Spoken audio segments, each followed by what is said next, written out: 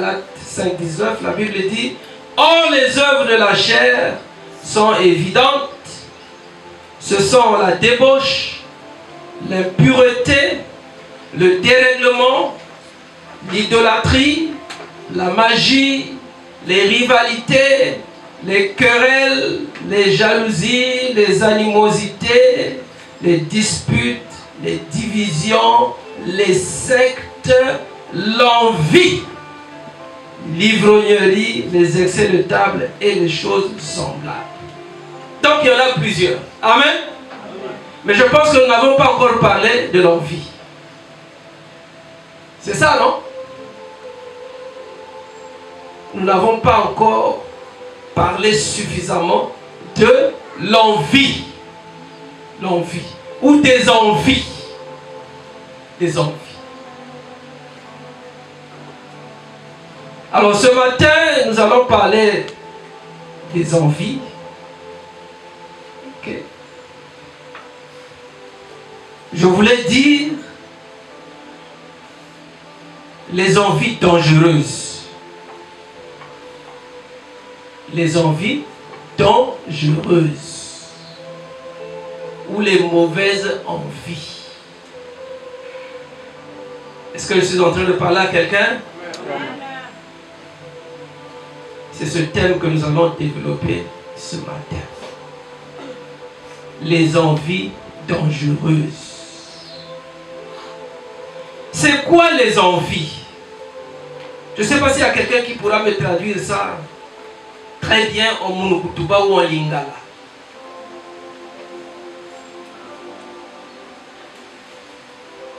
Je n'ai pas cherché ailleurs. Je n'ai pas cherché la définition des envies ou la traduction de l'envie ou des envies en Munukutuba ou en Lingala. Je dis, je fais selon ma compréhension. Je ne sais pas si c'est comme ça aussi qu'on dit ça.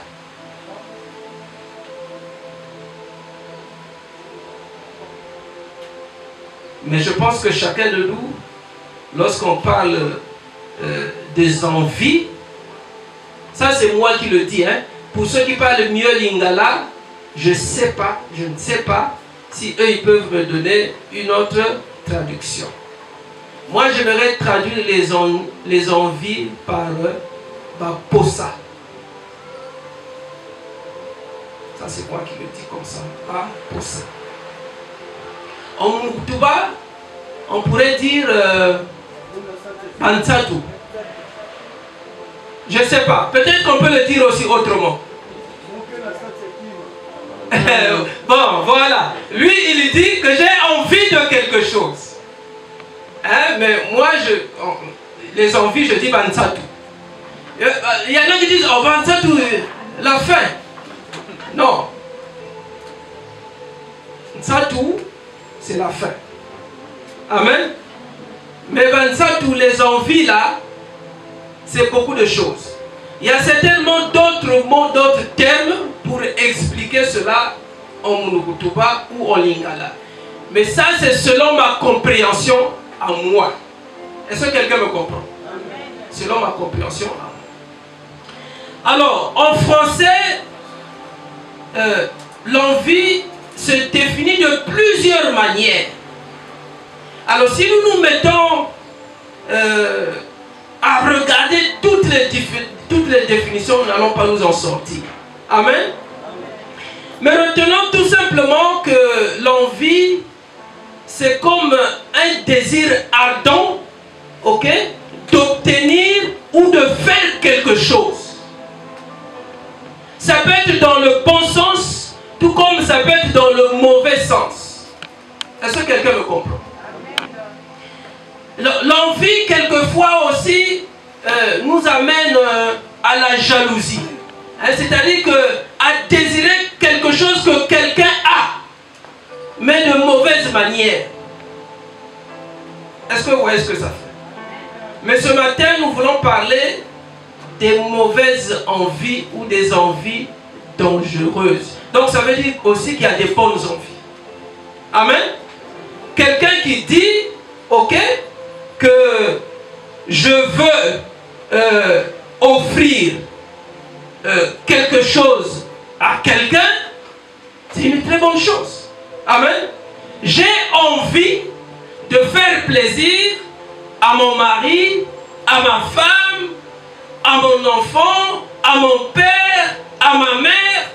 C'est des bonnes envies. Amen. J'ai envie de manger, c'est aussi bon. Est-ce que c'est mauvais? Quelqu'un qui dit j'ai envie de manger. C'est naturel. Hein?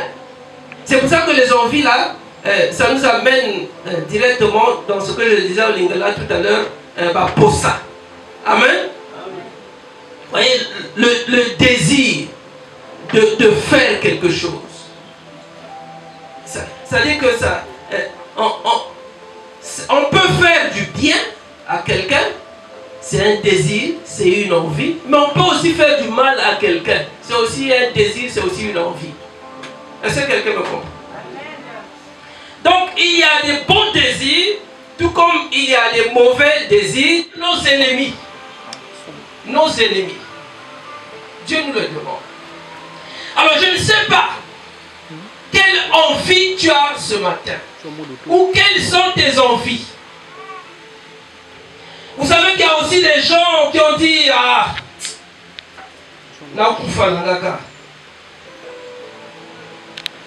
c'est aussi un désir. Amen.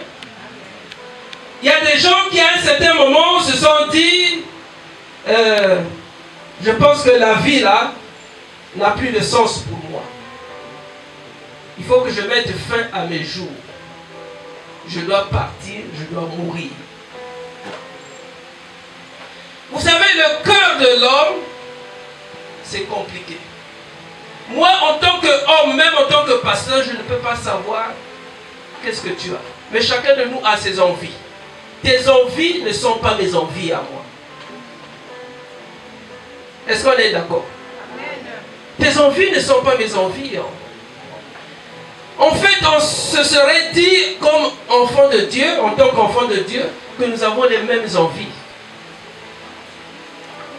Les enfants de Dieu devraient avoir les mêmes envies, les mêmes désirs, les désirs qu'avait Jésus-Christ. Est-ce que quelqu'un me comprend? Mais nous sommes différents, malheureusement. Amen. Nous sommes différents. Est-ce que c'est parce que nous venons de familles différentes? Il n'y a que Dieu qui le sait. Nous sommes différents. Est-ce que parce que nous n'appartenons pas, nous n'avons pas le même statut social?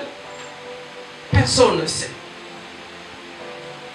Parce que là où tu es assis là, je ne sais pas quelle envie tu as pour le pasteur. Si je te posais une question, là où tu veux faire quoi pour le pasteur? Qu'est-ce que tu vas dire? Chacun de nous a sa réponse. Et même si je te posais une question là, toi là, qu'est-ce que tu veux faire? Qu'est-ce qu'as-tu envie de faire pour ton frère ou pour ta soeur?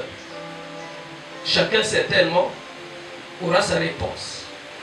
Chacun aura sa réponse. Alors ce matin, Dieu veut nous parler des envies dangereuses. Peut-être des envies interdites. Des envies qui ne sont pas bonnes.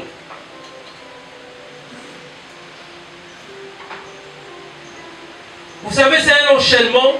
Nous avons parlé dernièrement, ou depuis quelque temps, nous parlons des excès de table. Et pourtant, c'est des envies. Amen. Dieu ne nous a jamais interdit de manger ni de boire. Nous le faisons. Mais comme nous le faisons à l'excès, il dit non, ça devient un péché. Mais ce que nous avons dit ce matin, c'est différent de ce que nous avons déjà dit. Les envies dangereuses, on les retrouve même dans l'église du Seigneur. Même dans l'église du Seigneur. Si déjà dans nos familles, on retrouve ces envies-là, à plus forte raison dans l'église du Seigneur ou ailleurs. Le Saint-Esprit va nous donner la capacité ou l'intelligence de toucher tous les aspects de la vie. Parce que c'est pour nous que ces choses-là ont été écrites. Amen. Alors la Bible nous parle d'une famille, pas n'importe laquelle. En nous parlant de la postérité de Jacob. Vous voyez, la Bible commence par citer Joseph. Nous sommes dans le chapitre 37. La Bible dit que Jacob demeura dans le pays de Canaan où avait séjourné son père. Mais après, on ne parle pas de la vie du père de Jacob. On présente Jacob ici, ok?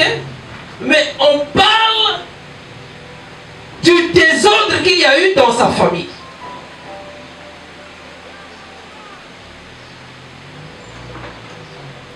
Et pourtant, c'est une famille qui avait été choisie par Dieu. Amen. Mais voilà que dans cette famille vont naître des enfants avec des caractères différents. C'est comme quand nous venons à l'église. Chacun de nous a son caractère.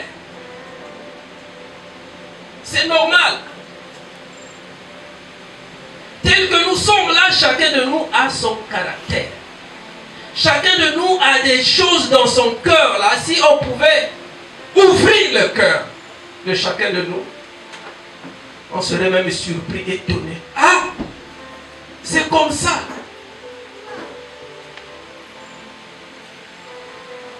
Personne jusque-là, même le géniteur lui-même, Jacob, ne savait pas qui étaient ses enfants en réalité. Est-ce que quelqu'un me comprend? Tu peux avoir mis au monde des enfants, mais sans les connaître véritablement. Tu peux être à la tête d'une église. Même Dieu peut te cacher certaines choses pour certains membres qui sont avec toi. Mais il ne faut pas dire, oh, donc Dieu n'est pas vrai.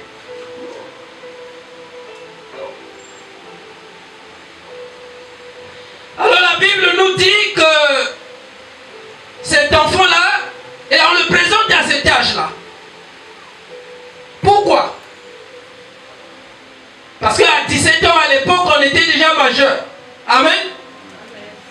Il avait 17 ans. La Bible dit Joseph âgé de 17 ans. Il s'occupait aussi du troupeau avec ses frères. Donc c'était leur activité principale. C'était leur activité principale. Comme nous venons à l'église, notre activité principale, c'est chercher Dieu. Amen. L'activité principale là, on ne vient pas à l'église pour chercher le mariage, pour chercher le travail. Non, ou pour chercher l'argent. On vient à l'église pour rencontrer son Dieu. Est-ce que quelqu'un me comprend? Oui, il faudrait que cela soit bien compris. On ne vient pas à l'église pour chercher une soeur qu'on va prendre au mariage, pour chercher un frère qui va vous prendre au mariage, pour chercher de l'argent, pour qu'on te donne le travail, pour qu'on te... Non, on vient ici pour chercher Dieu. Quand on a compris ça, on n'a pas de problème. Même si à gauche, il y a un frère qui pour vous ne devait pas être là, ce n'est pas votre problème. Amen. Ce n'est pas ça qui va faire que vous ne puissiez pas rencontrer Dieu. Ce n'est pas ça. Vous pensez que tous ceux qui vont chez le président Sassou sont aimés par tous ceux qui sont autour de Sassou? Non. Mais comme ils ont eu l'invitation, Même ceux qui n'étaient pas d'accord, pour que vous puissiez le rencontrer, finiront par l'être parce que lui-même, il a dit, vous devez me faire venir telle personne ici. Donc, que tu sois d'accord ou pas. Donc, pendant que je passe là, si c'est moi l'invité, même si tu n'es pas d'accord, je veux passer. Amen. Parce que mon problème, c'est lui. Mon problème, c'est pas vous. Que vous m'aimiez ou pas, c'est pas mon problème. Mais le problème ici, vous savez, les désirs de la chair nous amènent à rester dans des considérations purement humaines. La Bible dit que Jacob aimait Joseph plus que tous ses autres enfants, tous ses autres fils. Le problème a commencé là. Et le problème commence là dans nos églises. Quand on voit que le pasteur s'attache beaucoup plus à telle personne, auprès des autres, ça devient compliqué. Le problème que nous avons dans nos départements, c'est ça aussi. Vous êtes à la tête. Quand vous vous attachez beaucoup plus à une seule personne, les autres, même sans vous le dire, ils vont en parler. C'est comme ça que ça se passe. Dans nos familles aussi, c'est comme ça. Tu as beaucoup d'enfants. Même si tu n'en as que 3, 4, 5. Si tu t'attaches beaucoup plus à un, si tu ne fais pas attention, on va te préparer un coup. Oui.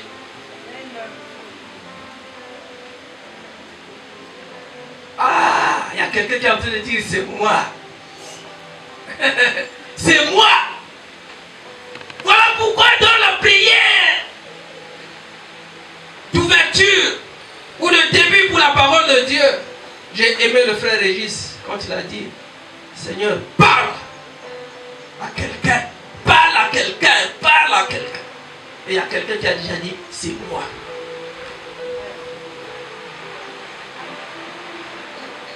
Était-il anormal pour Israël, donc Jacob, de faire ce qu'il avait fait? C'est toute la question que nous nous posons. Mais la Bible ne dit pas que Jacob n'aimait pas ses autres fils. Est-ce que vous voyez le piège?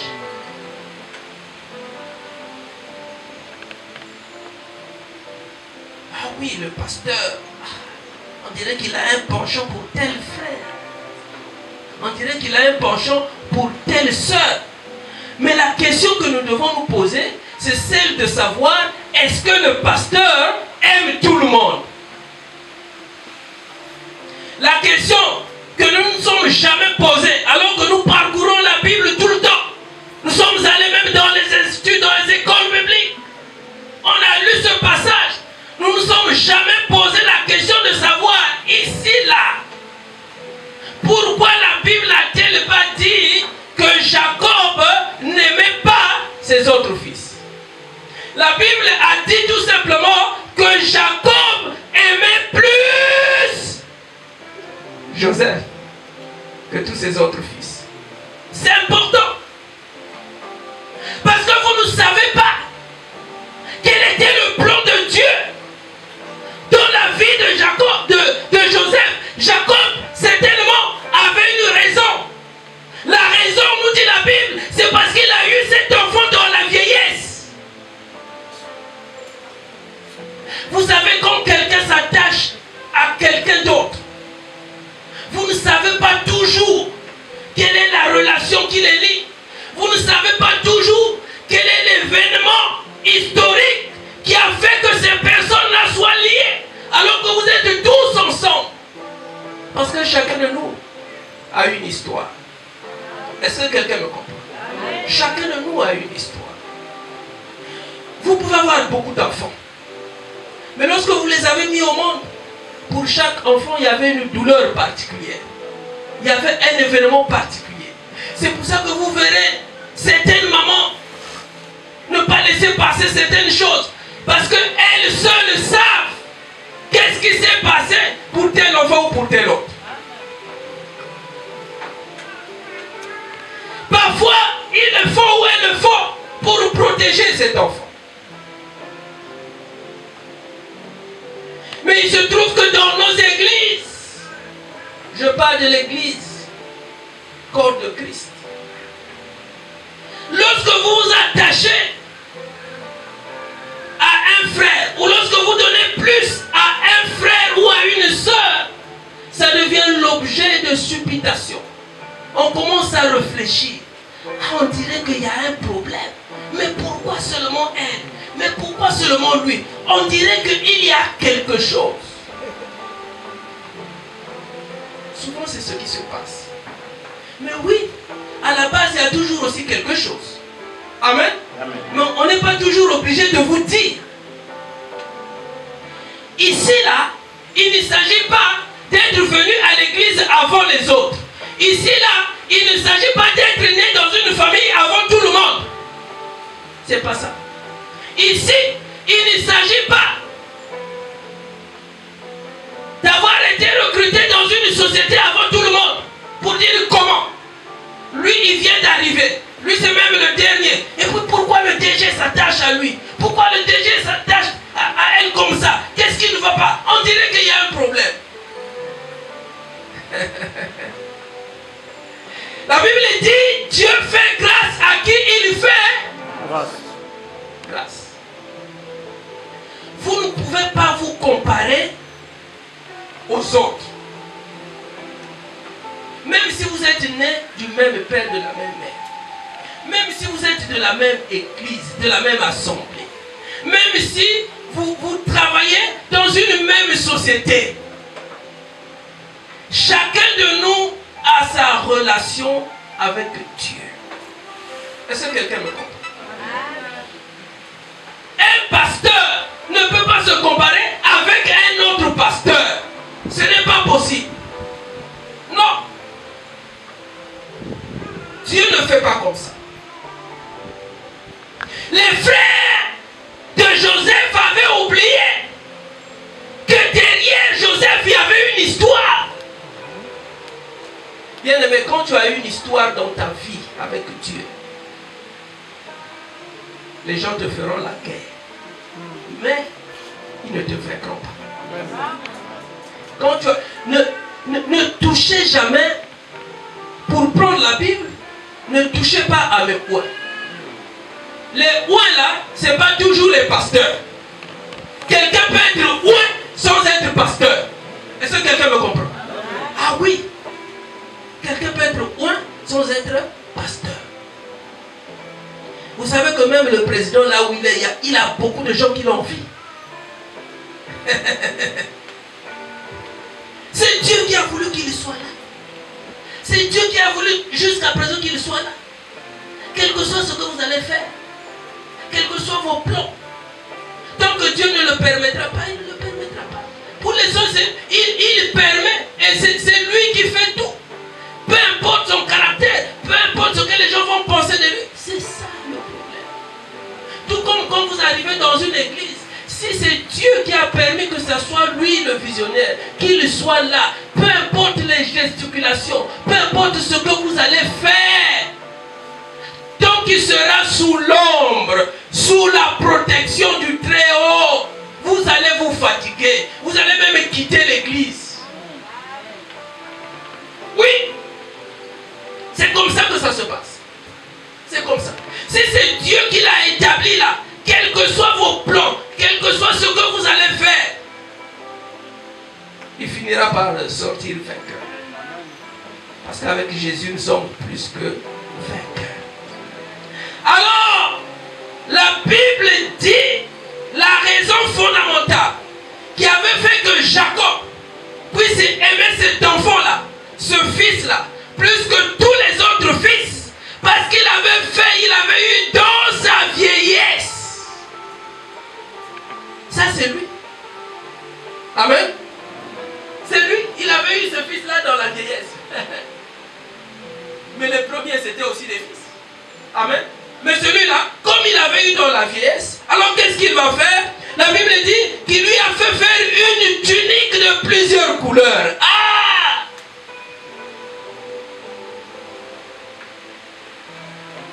Première raison, ou premier motif de l'envie. Donc la première chose qui avait fait que les grands frères de Joseph puissent le haïr, c'est pas seulement parce que il aimait plus, en réalité c'était la première raison, mais c'est parce que il lui a fait faire une tunique de plusieurs couleurs. Donc dans la famille on s'est dit, comment ça? Même nous qui sommes nés avant, papa ne nous a pas donné ça, papa n'a pas fait ça. On dirait qu'il veut faire quelque chose avec ce petit-là. Ça a commencé comme ça. Et c'est comme ça que ça se passe dans les églises.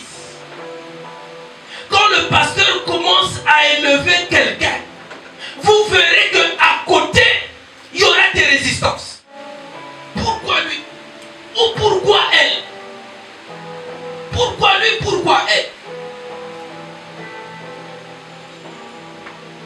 Bien-aimés dans le Seigneur, parfois le pasteur a pris les risques de vous placer là contre toute animosité venant de toutes parts. Vous ne savez pas ce que les pasteurs endurent quand ils proposent ou quand ils nomment des frères et des sœurs à des postes de responsabilité.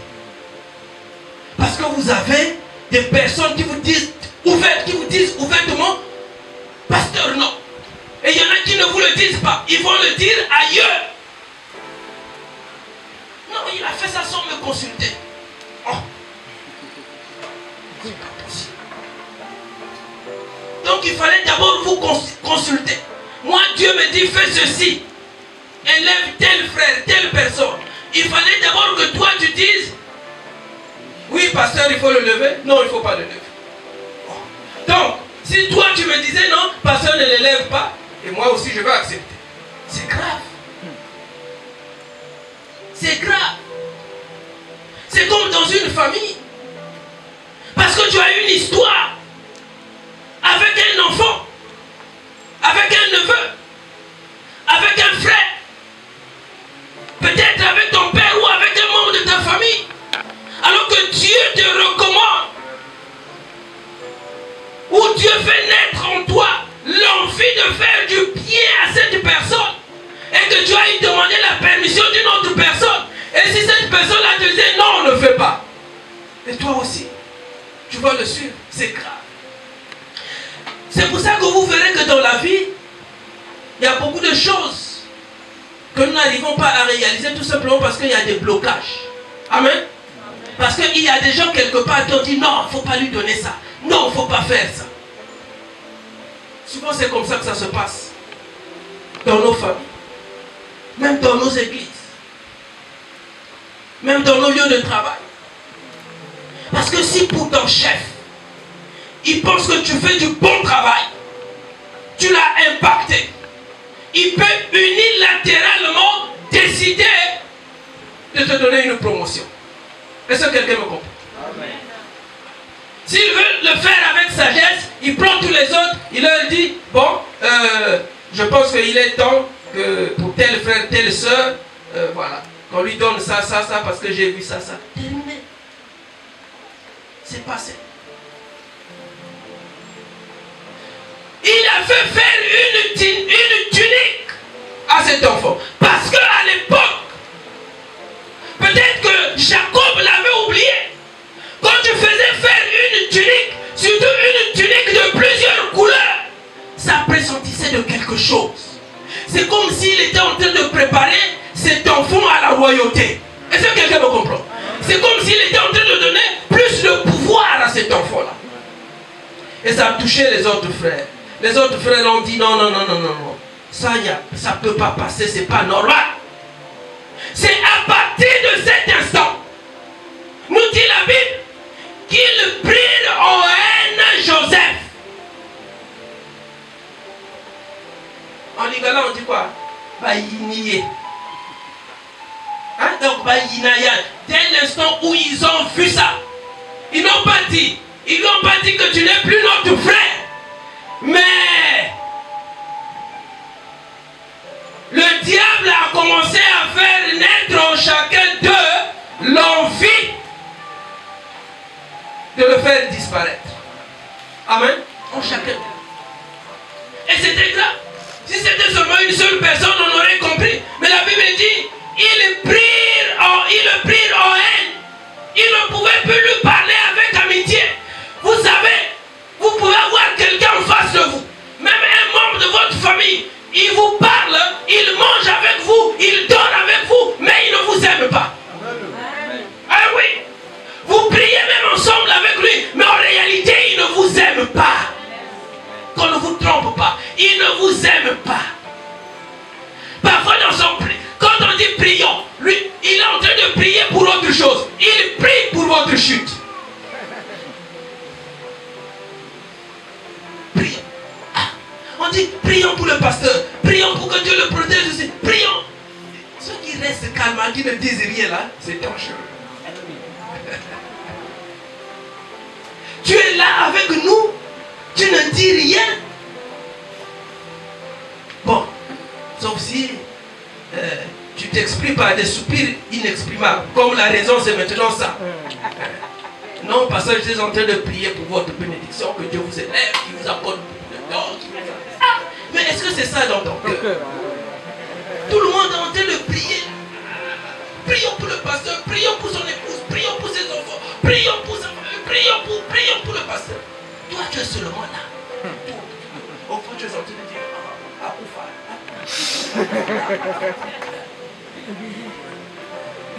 ah, il est vieux, donc il ne peut pas arrêter.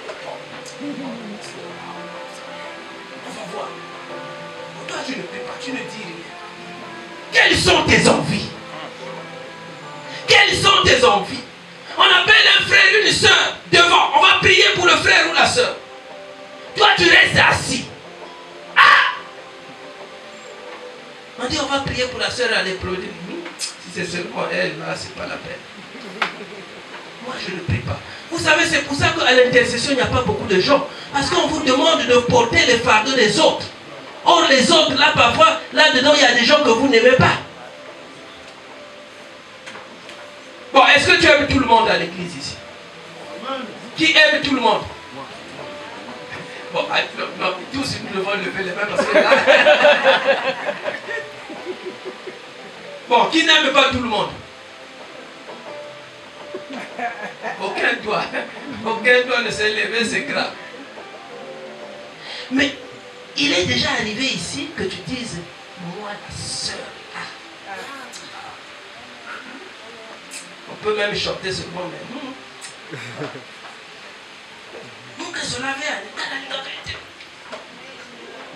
elle veut montrer quoi? Souvent c'est chez les sœurs qu'on trouve ça. Elle veut montrer quoi? Mais chez le frère il n'y a pas ça.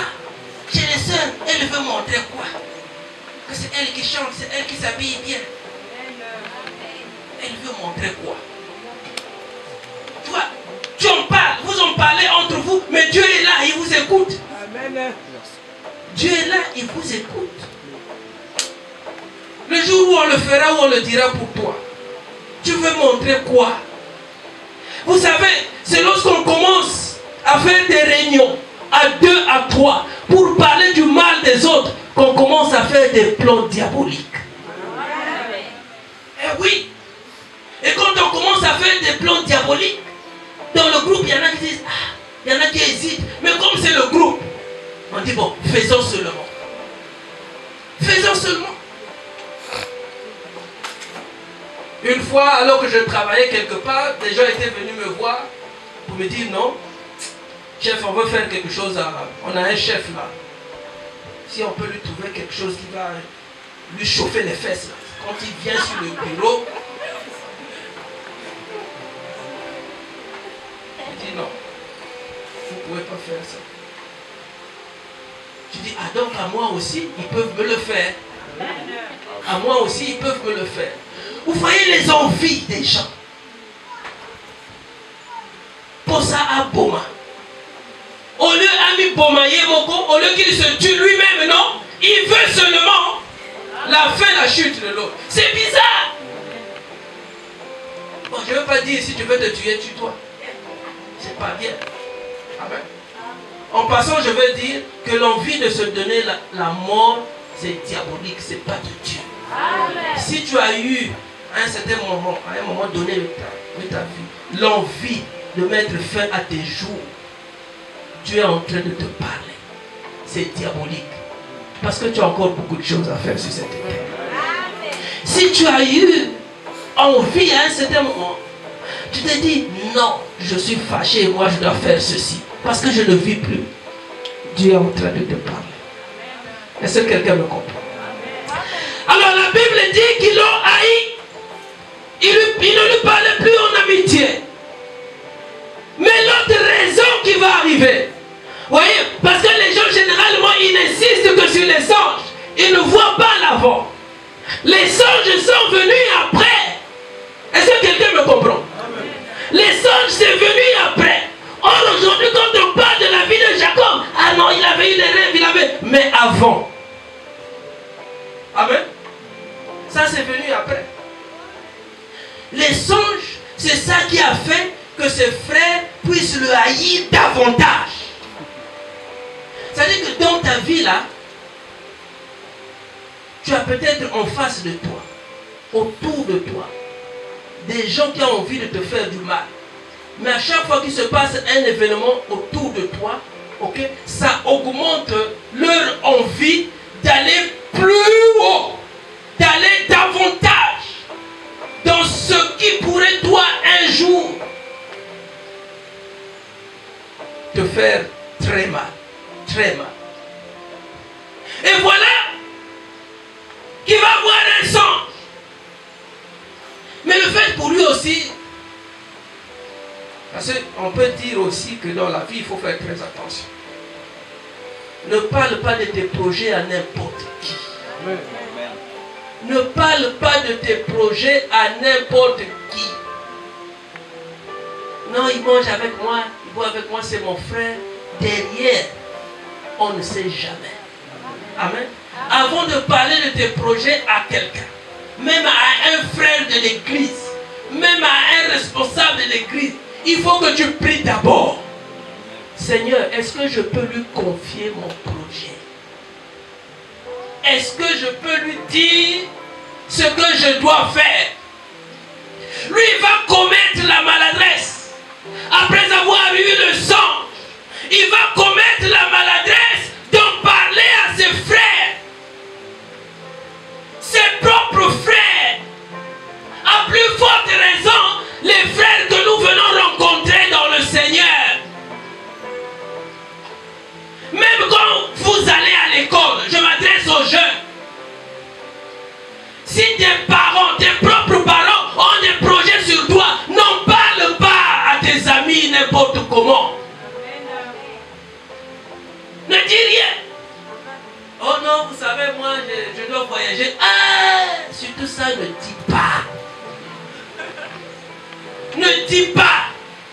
Parce que avant le voyage, ceux-là qui ne veulent pas que tu... Parce que toi, tu vas voyager, et moi, et nous. Ils vont te créer des histoires qui vont faire que même tes parents se découragent. Eh oui. Vous savez, nous avons... Je fais ce témoignage, il est authentique. Malheureusement, notre fille là était déjà morte. Nos témoins de mariage avaient un enfant. Elle avait donc eu un mari blanc qui était même venu. Le monsieur vient. Il vient faire la dot. Il quitte l'Europe. Il vient faire la dot. Il est venu faire la dot. Il se préparait donc à repartir avec sa femme. Mais ce qui s'est passé, c'est terrible. Les amis de notre fille-là l'ont récupéré et l'ont ramené dans leur groupe. À tel point que quand le monsieur revenait, la fille était introuvable. Ah oui. Ça veut dire qu'il y avait beaucoup de gens qui ne voulaient pas qu'elle puisse se détacher de ce groupe-là.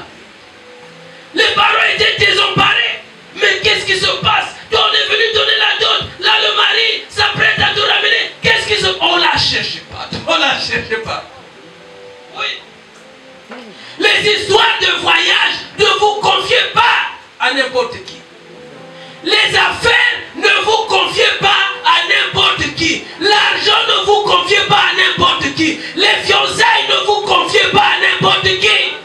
Amen. Attention. On va dire, ah, pasteur. Toi, tu es pasteur, tu dis des choses comme ça. Oui. Amen. Oui. C'est important. Vous savez, moi, je suis dans le milieu des serviteurs de Dieu. Depuis notre mariage, j'étais déjà dans le milieu des pasteurs. Donc, depuis plus de 25 ans. Pas dans le milieu, non seulement, c'est des pasteurs. Dans le milieu des pasteurs. Là où on élève les pasteurs, c'est-à-dire qu'on te prend, on te nomme président d'une grande communauté. Moi, j'étais là. Et j'étais même parmi ceux-là qui avaient droit au vote, alors que je n'étais pas encore pasteur. J'ai vu des choses extraordinaires. Et c'est là où j'ai compris que l'homme, c'est un loup pour l'homme.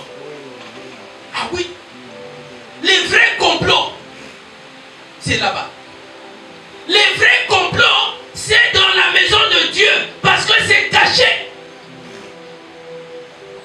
Parce que c'est maquillé par la prière. C'est maquillé par l'amour. Or, dans le monde, quand on sait que quelqu'un ne t'aime pas, c'est visible. T'aime pas. Tu sais que lui, celui-là, c'est ton ennemi. Celle-là. Mais à l'église, on ne connaît pas ces choses. Tous on est là. On est tous là. Après, quand on chante,